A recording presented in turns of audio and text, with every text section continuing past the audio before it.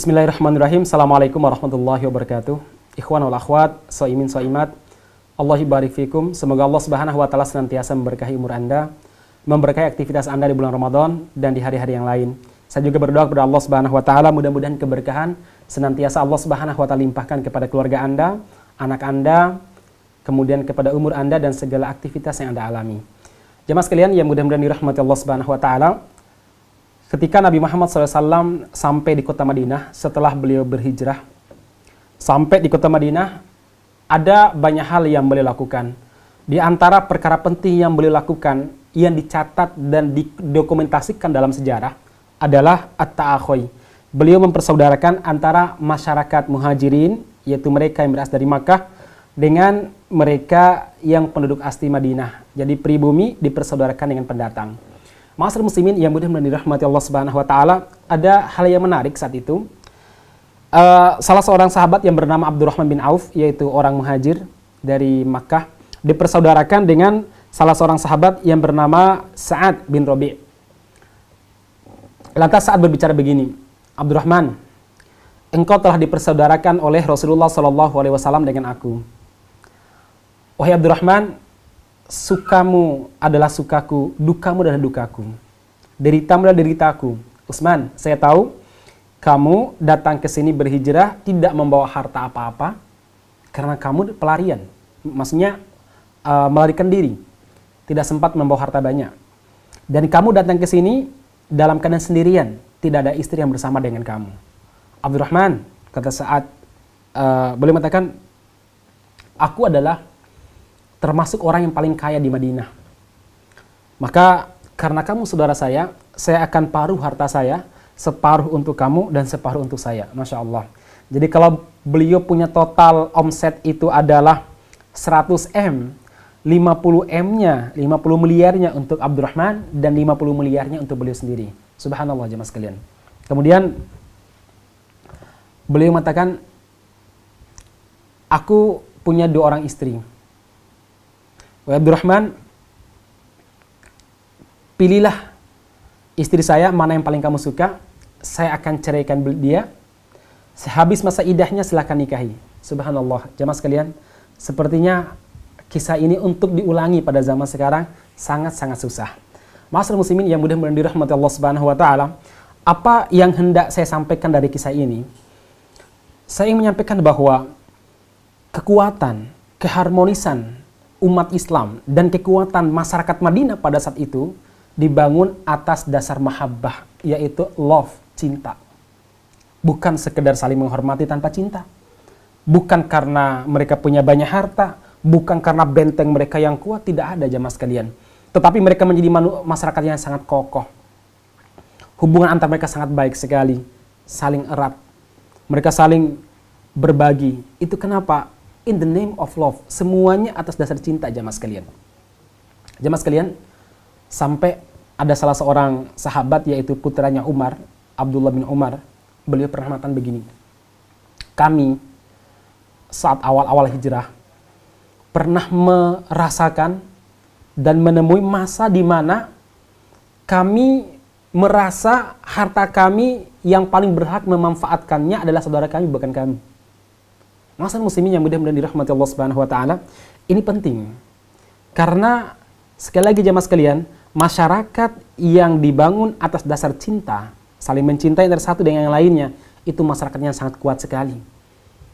Di mana gotong royong, keharmonisan, kemudian disiplin, menjaga kehormatan saudara, tidak mencelakakan saudaranya, itu betul-betul akan terwujud. Ketika satu masyarakat dan masyarakat lainnya itu terbangun rasa cinta, dan itulah yang berhasil dilakukan oleh Rasulullah SAW ketika beliau pertama kali hijrah ke Madinah. Ma'asyiral muslimin, maka kalau kita merenungkan berbagai macam perintah dalam Al-Quran maupun dalam hadis, salah satu tujuannya, makosidnya adalah apa? Agar terwujud rasa saling cinta mencintai antara satu muslim dan muslim lainnya.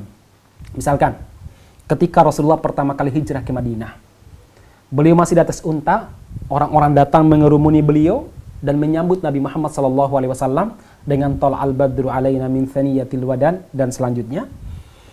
Saat itu Rasulullah SAW bersabda begini, "Ayuhan nas, Wahai manusia, at'imut ta'am, berbagilah makanan. Wafsus salam, sebarkanlah salam.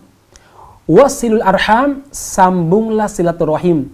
Wasallu bil laili wan nasu niyam, dan bangunlah pada malam hari di saat manusia sedang tidur. Tadkhulul jannata bisalam, niscaya kalian akan masuk surga dengan selamat. Jemaah sekalian, 4 perkara yang disampaikan oleh Nabi Muhammad SAW sebagai pidato perdana ketika beliau sampai di Madinah. 4 perkara ini adalah dasar masyarakat semuanya. 1, 2, 3, yaitu menyebarkan salam, berbagi makanan, menyambung silaturahim. 1, 2, 3 ini adalah membangun rasa cinta antara satu manusia dan manusia lainnya. Kata Rasulullah dalam sebuah hadis lain, tahadu tahabu, saling berbagilah kalian, maka kalian akan saling mencintai. Jadi cinta jamaah sekalian. Baru nomor 4, yaitu masalah qiyamul lail, yaitu membangun hubungan baik dengan Allah Subhanahu wa taala sebagai Rabb kita. Tapi ma'asyiral muslimin, kembali kita sampaikan, kekuatan masyarakat bukan pada senjata. Kekuatan sebuah bangsa bukan sekedar pada masalah ekonomi, tapi pada masalah apa? Cinta. Nanti cinta akan melahirkan keadilan. Cinta akan melahirkan saling menjaga kehormatan. Cinta akan melahirkan apa? Saling berbagi dan lain sebagainya.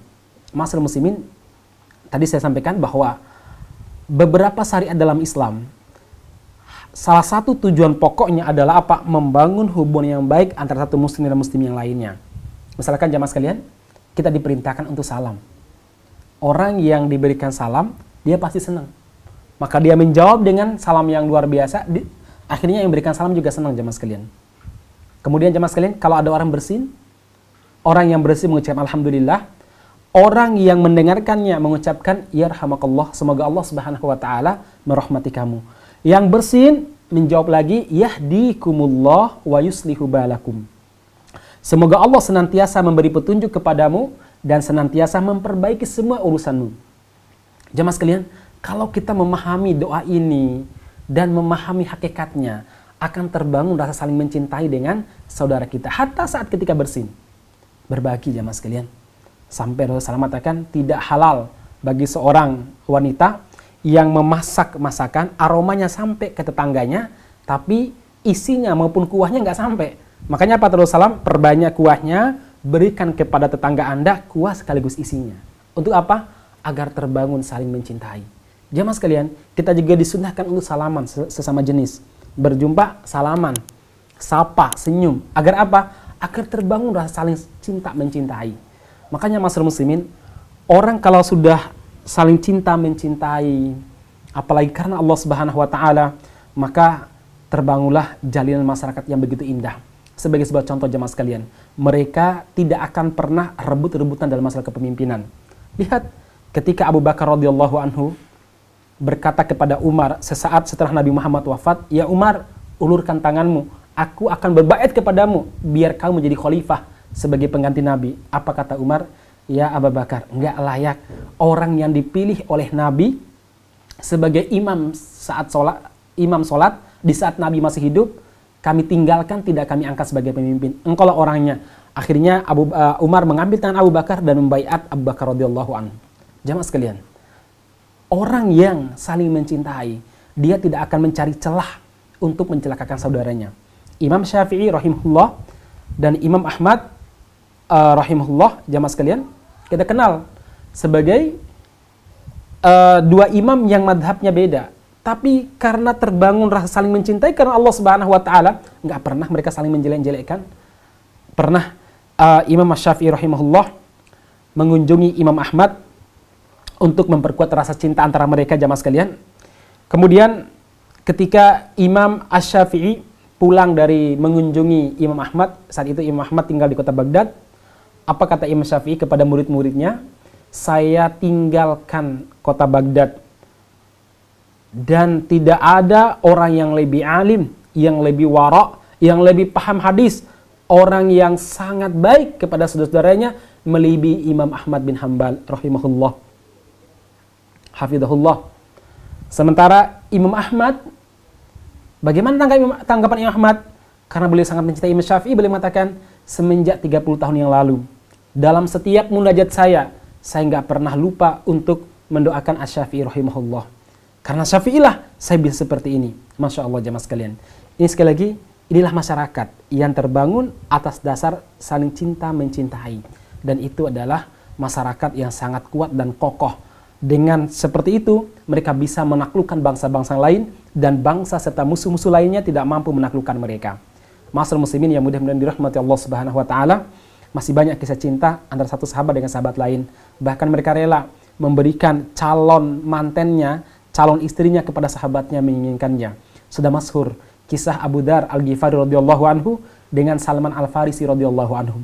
Salman meminta bantuan kepada Abu Dar untuk melamarkan seorang gadis. Ternyata orang tua gadis ini justru senang kepada Abu Dar Al-Ghifari radhiyallahu anhu. Akhirnya apa kata Salman? Kalau memang dia senang kepadamu, saya serahkan untuk kamu. Tidak ada kebencian, tidak ada dendam dari Salman Al-Farisi radhiyallahu anhu. Jemaah sekalian, sekali lagi, kalau kita ingin membangun sebuah kebaikan, apapun bentuk kebaikan antara kita dengan istri kita, dengan anak-anak kita, dengan teman kerja kita, dengan teman pengajian kita, dengan sesama aktivis, maka bangunlah atas dasar cinta. Itu semuanya pasti akan baik. Cinta sebuah kekuatan, kekuatan untuk bergerak, kekuatan untuk menolak, kekuatan untuk melompat, dan kekuatan untuk mundur. Ini namanya cinta, in the name of love. Barakallahu fiikum ajma'in. Assalamualaikum warahmatullahi wabarakatuh.